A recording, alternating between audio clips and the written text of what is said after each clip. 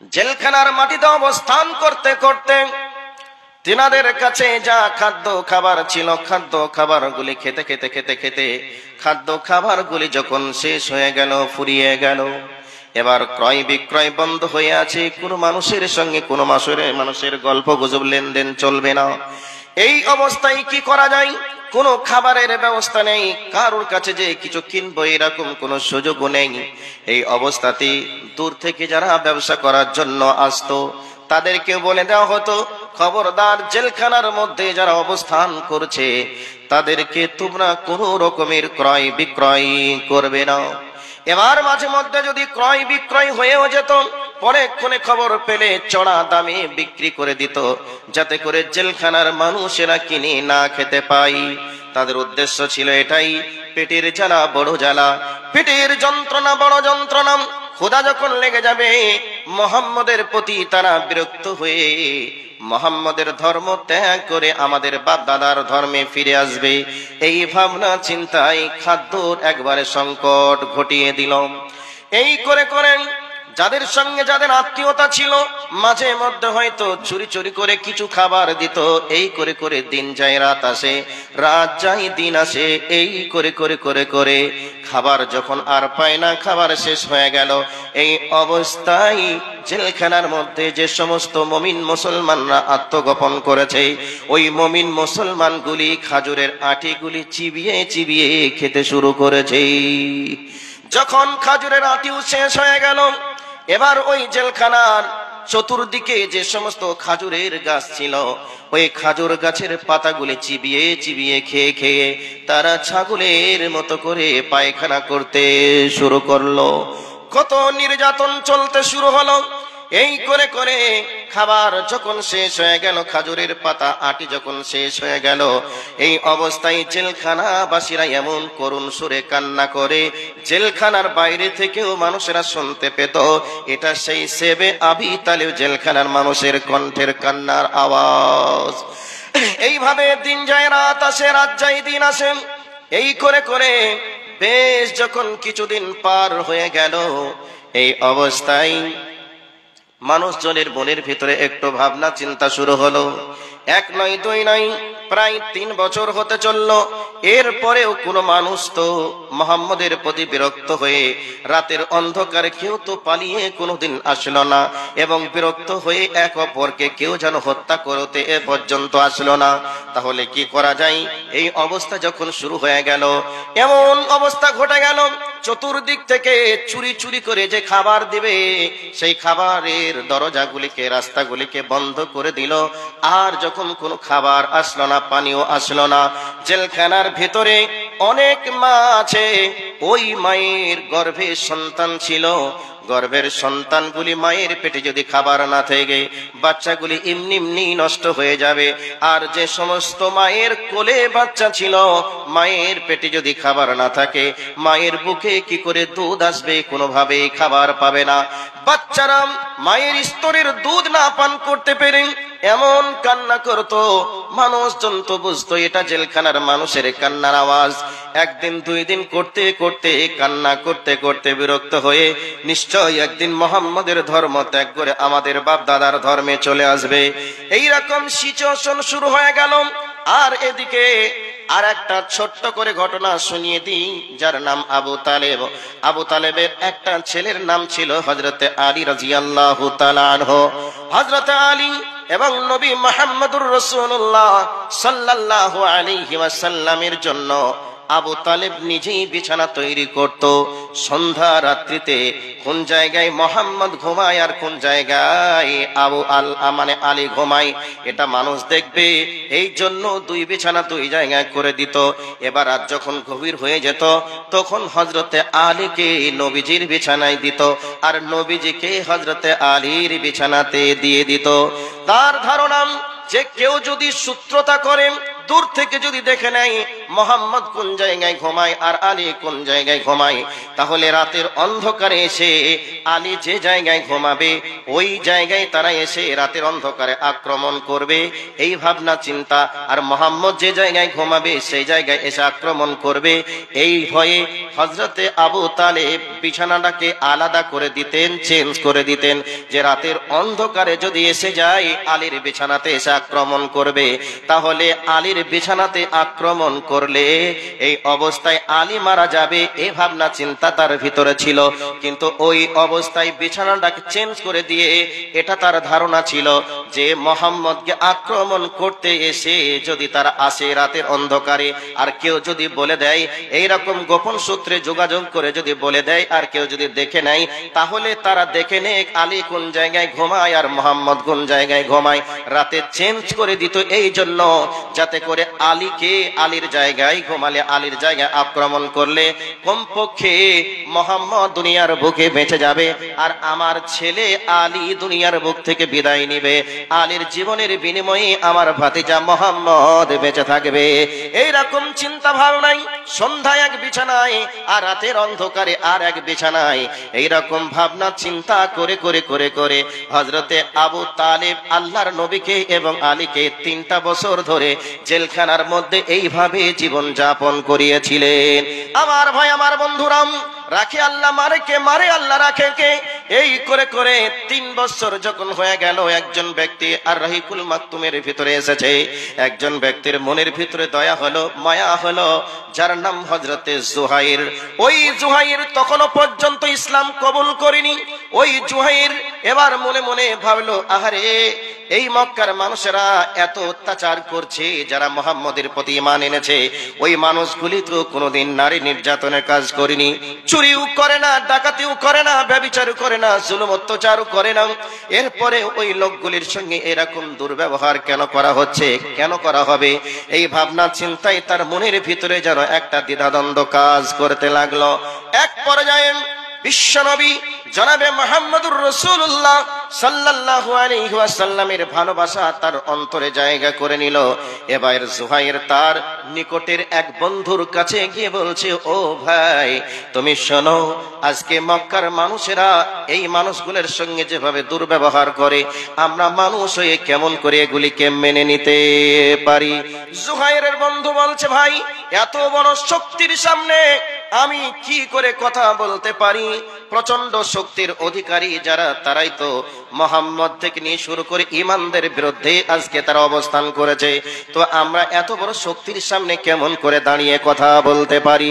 এই অবস্থায় জুহাইরের বন্ধুটা বলছে, ভাই, এখানে তুমি একা নাও, আমি আছি তোমার সঙ্গে। এই করে করে এবার নিকটের বন্ধু এর বন্ধু ওর বন্ধু করে 9 জনের একটা টিম হয়ে গেল। 9 জনের একটা টিম হয়ে যাওয়ার পরে এক জায়গায় বসে আলোচনা করলো, শোনো, আগামীকাল কাবাতে যাব, আর কাবাতে যাওয়ার পরে আমরা দামি পোশাক পরবো, দামি আতর মাখবো, আর এই অবস্থায় আমি জুহাইর মক্কার ভিতর কাবা শরীফের ভিতরে আমি এই কথা তুলবো, আর তোমরা সবাই যেন আমার কথাকে সাপোর্ট করবে। এই অবস্থা যখন শুরু হয়ে যাবে, বাদ প্রতিবাদ হবে, তোমরা আমরা আমার পক্ষে সকলে তোমরা যেন সমর্থন জানাবে।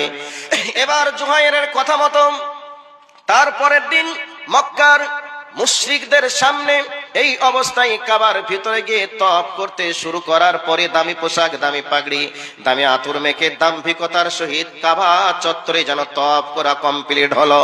এই অবস্থায় জুহাইর বলছে, ও মক্কার নেতারা, মক্কার জনগণেরা, তোমরা শোনো, আজকে 3টা বছর হয়ে গেল, 3 বছর পরে একটা মানুষও কি তোমাদের দেওয়া অত্যাচারে জর্জরিত হয়ে মুহাম্মদের ধর্ম ত্যাগ করে তোমাদের কাছে কেউ কি এসেছে? তো আসেনি। তাহলে 3টা বছর পরেও তারা কি আসবে বলে মনে হয়? তারা তো আসবে না। তবে মানুষ হয়ে মানুষের উপরে কেমন করে এই জুলুম অত্যাচার করতে পারো? অতএব এই জুলুম অত্যাচার আমি মেনে নিতে পারি না। এই অবস্থায় জুহাইরের সঙ্গে আরো 8 জন যারা ছিল তারা 8 জন 8 জায়গা থেকে বলছে আপনি মানুষ হিসাবে মানবিক একটা কথা বলেছেন, সত্য কথা, অতএব মানুষ হয়ে মানুষের উপরে এত অত্যাচার করে কি করে মেনে নেওয়া যায় নাকি?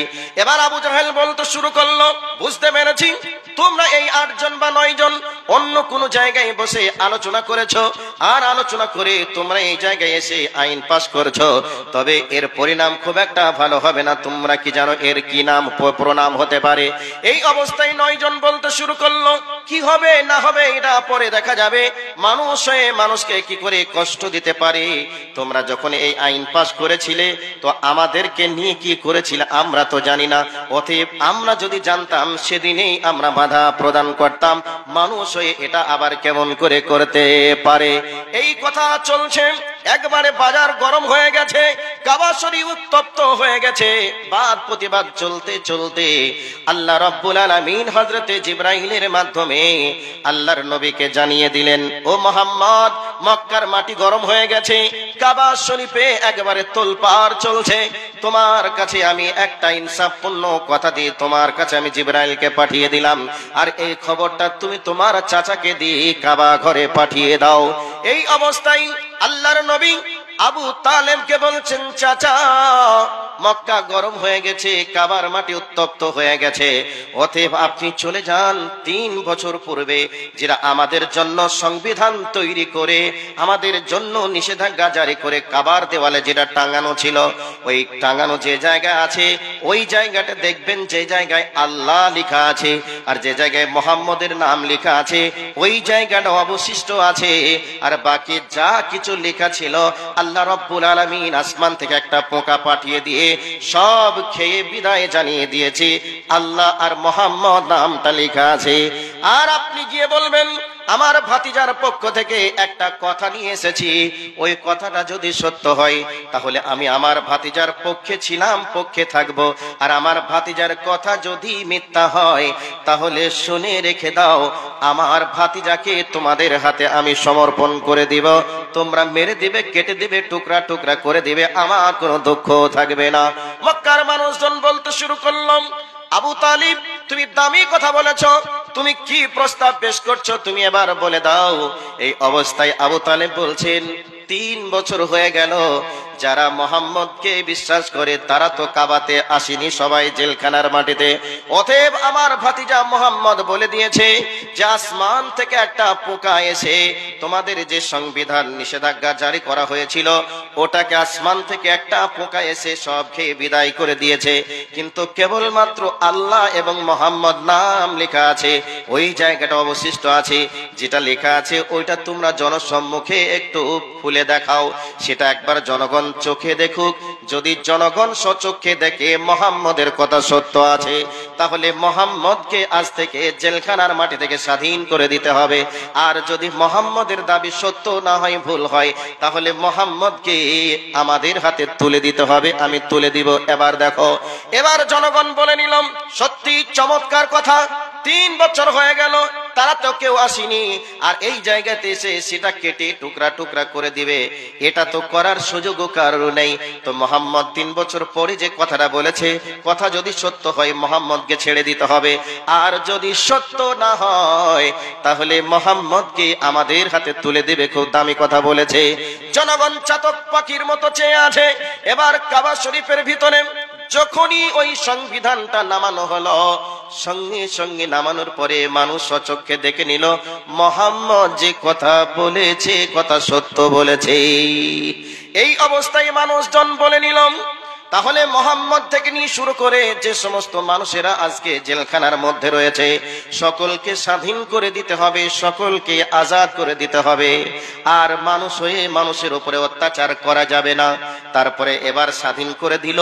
স্বাধীন করে দেওয়ার পরে মক্কার মানুষেরা যে মুহাম্মদকে এবার দিন প্রচার করতে দেবে এমনটা তো আর চলে না। এই অবস্থায় হিজরতের প্রেক্ষাপট এসেছে, অনেক লম্বা ঘটনা। এরপরে আপনাদেরকে আর একটা ঘটনা শুনিয়ে দিয়ে দিয়ে মেন প্রেক্ষাপটে যাব। তাহলে শুনে নিলেন নবীজি মুহাম্মদুর রাসূলুল্লাহ সাল্লাল্লাহু আলাইহি ওয়াসাল্লাম ইসলামের জন্য কত কষ্ট করেছিলেন, আর বেঈমানরা ইসলাম এবং মুসলমানদেরকে মিটিয়ে দেওয়ার জন্য কত জঘন্য আইন পাস করেছিল। এরপরে ইসলাম এবং মুসলমানকে তদানীন্তন সময়েও ইসলামকে বিদায় করতে পারেনি। এবং আজ ভারতবর্ষের মাটিতে যত রকমের আইন পাস করছে, সব আইন ইসলাম এবং মুসলমানের জন্য। যত আইন পাস করছে বিপদে ঘুরে তারাই পড়ছে। এই অবস্থায় মুসলমানদেরকে বিদায় করার কেউ নেই। মুসলমানদের সঙ্গে একজন আছেন, তিনি হলেন আল্লাহ। আর সেই আল্লাহর সাহায্য যদি এসে যায়, পৃথিবীর কোনো শক্তি নেই যে মুসলমানদের ধ্বংস করতে পারে। জোরে বলুন লিল্লাহি তাকবীর। সম্মানিত উপস্থিতি, একটা পয়েন্ট আপনাদেরকে এই জায়গায় দেওয়ার চেষ্টা করলাম। তদানীন্তন সময়ের মুসলমানদের ঈমান ছিল মজবুত, পরীক্ষাও ছিল কঠিন। কঠিন পরীক্ষাতেও উত্তীর্ণ, সফলতার সহিত উত্তীর্ণ লাভ করেছিল। বর্তমান সময়ে আমরা মুসলমান দাবি করি, আমাদের ঈমান দুর্বল। ঈমান যদি মজবুত হয়ে যায়, বেঈমানগুলি পৃথিবীতে কেউ টিকতে পারবে না, একথাই চূড়ান্ত সত্য। এবার চলে আসুন, নবীজির প্রতি কতটা অকট্ট নির্যাতন চালিয়েছিল, একটা পয়েন্ট দিলাম। এবার সূরাতুল কাউসার নামক একটা সূরা আছে। এই সূরা আমরা সকলেই জানি, কিন্তু এই সূরার অবতীর্ণের কারণ সম্পর্কে আমরা জানলেও হয়তো খুব কম সংখ্যক লোকই জানি। ছোট্ট করে একটু বলার চেষ্টা করছি। আল্লাহর নবীর সন্তান ইব্রাহিম, সর্বশেষ সন্তান ইব্রাহিম যখন মারা গেলেন, এই অবস্থায় যত বড়ই সূত্র হোক, তার বাড়িতে কেউ যদি মানুষ মরে, তাহলে প্রতিবেশী হিসাবে আমরা খুব একটা আনন্দ করিনি, বরং আমরা একটু হলে দুঃখ প্রকাশ করি, মানুষটা চলে গেল আর আসবে না। এই ধরনের কথা আমরা বলে কমপক্ষে একটু দুঃখ প্রকাশ করি। করি কি করি না? এটা আওয়াজ দেন না ভাই, করি কি করি না? করি। তো আল্লাহর নবীর পুত্র সন্তান গুলি যখন হয়ে হয়ে মারা গেল, এই সময় আবু জাহেলের গোষ্ঠী চালা চম্পট যারা ছিল, তারা মনে মনে বলতো, লোক সমাগমেও বলতো যে মুহাম্মদ নির্বংশ, ও যতদিন আছে ততদিন পর্যন্ত পৃথিবীতে ইসলাম প্রচারের মানুষ আছে। ও যখন বিদায় নিবে, ওর ইসলাম প্রচার করার কোনো মানুষ থাকবে না, ওর ভিটিতে আলো জ্বালানোর কোনো লোক থাকবে না, ওর তৌহিদের মিশন চালু রাখার জন্য কোনো ব্যক্তিকে খুঁজে পাওয়া যাবে না। কাজে ও তো নির্বংশ, ওর তো কোনো পুত্র সন্তান নেই, এইরকম কথা তারা বলতো। এবারে আল্লাহর নবীর সন্তান ইব্রাহিম জন্মগ্রহণ করলো, তাদের মুখটা কালো হয়ে গেল। কিছুদিন পরেই যখন ইব্রাহিম মারা গেলেন, তখন রাতের অন্ধকারে তারা আনন্দ করতে শুরু করলো। কি বলে? যে মুহাম্মদের বংশেই আলো জ্বালানোর জন্য যেই সন্তান জন্মগ্রহণ করেছিল, সেও আজকে মারা গেল। মুহাম্মদ নির্বংশ, মুহাম্মদের নাম পৃথিবী থেকে মুছে যাবে, মুহাম্মদের নাম নেওয়ার কোনো লোক খুঁজে পাওয়া যাবে না। এই বলে তারা আনন্দ করলো যে মুহাম্মদের সব থেকে যেটা কনিষ্ঠ সন্তান, সেই সন্তানটাও মারা গেল, আর মুহাম্মদের নাম নেওয়ার কোনো লোক থাকলো না। এই বলে তারা আনন্দ করলো। আল্লাহ পাক সূরা কাউসার অবতীর্ণ করে জানিয়ে দিলেন, পৃথিবীর বেঈমান তোমরা নিজেরা বলছো মুহাম্মদ নির্বংশ। মুহাম্মদ নির্বংশ নয়, বরং তোমরাই নির্বংশ। তোমাদের নাম নিশানা পৃথিবী থেকে মুছে যাবে, কিন্তু আমি আমার নবীর নাম পৃথিবীর অন্ধে অন্ধে, পৃথিবীর কোণে কোণে, পৃথিবীর হার জায়গাতে মুহাম্মদের নাম পৌঁছে যাবে। আর মুহাম্মদের তৌহিদের মিশনের দাওয়াত গ্রহণ করার জন্য পৃথিবীতে কোটি কোটি মানুষ থাকবে, দাওয়াত দেওয়ারও মানুষ পৃথিবীতে কোটি কোটি থাকবে। তাহলে কত জুলুম অত্যাচার নবীজির উপরে এসেছিল, একটু বলার জন্য এই জায়গাতে আসলাম। এবার চলে আসুন, আল্লাহর নবী মক্কার মাটিতে তৌহিদের দাওয়াত যখন মানুষকে দিতে আরম্ভ করলেন, এই অবস্থায় একদিনের ঘটনা, আল্লাহর নবীর সঙ্গে আবু জাহেলের সাক্ষাৎ হয়ে গেল। আবু জাহেল জিজ্ঞাসা করলো, ও বেটা মুহাম্মদ, তুমি কোথায় থেকে আসছো? তুমি বলো, কোথায় গিয়েছিলে? বিশ্বনবী আমার বললেন, আমি সেই তৌহিদের দাওয়াত দিতে গিয়েছিলাম, যেই তৌহিদের দাওয়াত মানুষ পেলে দুনিয়াতে শান্তি লাভ করবে, আখিরাতে জান্নাতে যেতে পারবে। আমি ওই তৌহিদের দাওয়াত দেওয়ার জন্য মানুষের কাছে কাছে গিয়েছিলাম। আবু জেহেল রেগে লাল হয়ে গেল। আবু জাহেল বলল, ও মুহাম্মদ, তোমাকে আমি নিষেধ করেছি বাপ দাদার ধর্মকে কলঙ্কিত করে অন্য নতুন ধর্মর দাওয়াত দেওয়ার জন্য নিষেধ করেছি। এরপরে তোমাকে আবারও বলছি, যদি দুনিয়াতে বাঁচতে চাও খবরদার তুমি দাওয়াত দিবে না। আল্লাহর নবী বললেন, আমাকে আল্লাহ দাওয়াত দেওয়ার জন্য দুনিয়ায় পাঠিয়েছেন, অতএব আমি যতদিন বাঁচবো ততদিন এই মক্কার মাটিতে ইসলামের দাওয়াত দিয়েই যাব। এই কথা শোনার পরে আবু জেহেল রেগে লাল হয়ে নবীজির উপরে চড়াও হয়ে আক্রমণ করলো। নবীজি ভরাক্রান্ত মনে, ব্যথিত মন নিয়ে বাড়ির দিকে চলে আসলেন কান্না করতে করতে। এই অবস্থায় এখনো পর্যন্ত আমির হামজা ইসলাম কবুল করেননি। এই অবস্থায় বাড়ির ভিতরে গিয়ে অঝরে নবীজি কান্না করছেন। এই অবস্থায় আমির হামজার স্ত্রী বলছেন, ওগো আমির হামজা, তুমি নাকি বীর পুরুষ, বীর পালোয়ান আমি শুনেছি। এরপরে তোমার একটা এতিম ভাতিজা আছে, এতিম ভাতিজাকে আবু জেহেল মারবে, গাল দেবে, অপমান করবে, আর তুমি তার প্রতিবাদ করবে না। তাহলে এইভাবে কি তোমার ভাতিজা মার খেতে থাকবে? এই অবস্থায় আমির হামজা যখন স্ত্রীর মুখ থেকে কথা শুনলেন, শোনার সঙ্গে সঙ্গে রক্ত গরম হয়ে গেল। এবার তদানীন্তন সময়ের পার্লামেন্ট, যার নাম দারুন নাদুয়া, ওই দারুন নাদুয়াতে আবু জাহেল লোকজনকে নিয়ে বলছে, ও মক্কার মানুষেরা তোমরা শোনো, আজকে আমি মুহাম্মদের উপরে যেইভাবে অত্যাচার করেছি, মুহাম্মদকে যেভাবে থ্রেট দিয়েছি, আজ থেকে মুহাম্মদ আর কোনোদিন দিনের দাওয়াত দিবে না। মুহাম্মদকে আজকে যে থ্রেট দিয়েছে, এই থ্রেটের ভয়ে আর কোনোদিন দিনের দাওয়াত দেবে না। এইরকম আলোচনা চলছে। আবুল এবার এই অবস্থায় আমির হামজা সিংহের মতন গর্জন করতে করতে এই অবস্থায় গিয়ে বলছেন, আবু জাহেল তুই কোথায়? তুই মুহাম্মদকে মেরেছিস, কেন মারবি তুই বল? এই মক্কার মাটিতে তুমি অত্যাচার করো, জুলুম করো, মিথ্যা কথা বলো, ডাকাতি করো, যত রকমের অন্যায় আছে তুমি সব করো, কিন্তু আমার এতিম ভাতিজা কোনোদিন মিথ্যা কথা বলে না, কোনোদিন কাউকে জোর করে কথাও বলে না, আমার ভাতিজা কোনোদিন নারী নির্যাতনের কাজও করেনি, অতএব আমার ভাতিজাকে কেন মেরেছো তুমি বলো? এই কথা বলতে বলতে আবু জাহেল চলে আসলো। আবু জাহেল বলছে, ও আমির হামজা, তুমি কি তোমার ভাতিজার ধর্ম গ্রহণ করেছো, যার কারণে তুমি এমনটা কথা বলছো? বলো কি হয়েছে? এইভাবে তর্ক বিতর্ক কথোপকথন হতে হতে হযরতে আমির হামজা আবু জাহেলের উপরে আঘাত করলো, মাথা ফেটে রক্ত ঝরতে শুরু হলো। এই অবস্থায় আমির হামজা বাড়ির দিকে রওনা করে নবীজিকে বলছেন, ও আমার ভাতিজা, তুমি আর কান্না করিও না, আমি মারের বদলে মার নিয়ে এসেছি, রক্তের বদলে রক্ত নিয়ে এসেছি, অতএব তুমি আর কান্না করো না। এই অবস্থায় নবীজি বললেন, ওয়ামা আরসালনাকা ইল্লা রাহমাতাল লিল আলামিন। নবীজি বললেন, ও চাচা, আমাকে মারের বদলে মার, রক্তের বদলে রক্ত নেওয়ার জন্য এই পৃথিবীতে আল্লাহ রব্বুল আলামিন পাঠাননি। এই পৃথিবীর পাঠানোর পিছনে আল্লাহ রব্বুল আলামিন আমাকে রহমত স্বরূপ দুনিয়ার বুকে প্রেরণ করেছেন। অতএব মারের বদলে মার, রক্তের বদলে রক্ত নিয়ে এসেছেন বলে আমি খুশি হতে পারলাম না। এই অবস্থায় যদি আপনি গোসল করে কালেমা পড়ে মুসলমান হয়ে যেতেন, তাহলে আমি খুশি হয়ে যেতাম। হযরতে আমির হামজা আর থাকতে না পেরে গোসল করে এসে আল্লাহর নবীর হাতে হাত রেখে কালেমা পড়ে মুসলমান হয়ে গেলেন। আমার ভাই, আমার বন্ধুরা, তাহলে নবীজিকে ইসলাম প্রচার করা থেকে কতটা দূরে রাখলে, কিভাবে কষ্ট দিলে আল্লাহর নবীকে দাওয়াতের ময়দান থেকে বাধা দেওয়া যায়, সেই রকম চেষ্টা, সেই রকম শক্তি সবকিছু প্রয়োগ করেছিল। এরপরেও কি মক্কার মাটিতে মানুষকে ইসলাম থেকে দূরে রাখতে পেরেছিল? পারিনি।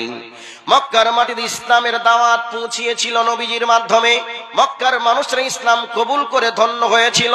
মক্কার মাটির এই ইসলামের সুশীতল ছায়ার তলে আশ্রয় নিয়ে তদানীন্তন সময়ের মানুষগুলি ধন্য হয়েছিল। কিন্তু বর্তমান পৃথিবীতে আজকে আমরা মুসলমান হওয়ার পরে আমরা নিজেরা মুসলমান হিসাবে পরিচয় দিতেও আমরা লজ্জাবোধ মনে করি। এই পয়েন্টগুলিকে এখানে হাজির করলাম। আমি আপনাদের কাছে কুরআনুল কারীমের যে আয়াত পড়েছি, আল্লাহ রাব্বুল আলামিন বলেন, ইউরিদুনা লিয়ুতফিউ নূরাল্লাহি বিআফওয়াহিহিম ওয়াল্লাহু মুতিম্মু নূরিহি ওয়ালাউ কারিহাল কাফিরুন। কাফেররা মনে করেছিল আল্লাহর দ্বীনকে, আল্লাহর রশ্মিকে, আল্লাহর দ্বীনকে, আল্লাহর জ্যোতিকে মুখের ফুঁক দিয়ে নিভিয়ে দিব, এরকম তারা চেষ্টা করেছিল। আমি আপনাদেরকে উদাহরণ দেওয়ার জন্য বলছি, এই যে লাইটটা জ্বলছে, এখানে যত মানুষ আছেন সমস্ত মানুষ মিলে যদি মুখের ফুঁক দিয়ে এই লাইটটাকে নিভাবো, এরকম যদি চেষ্টা চালাই, আমরা কি নিভাতে সক্ষম হব? কোশ্চিন কালেও সম্ভব হবে না। আমরা যতই চেষ্টা করি না কেন আমাদের পক্ষে এটা সম্ভব হবে না।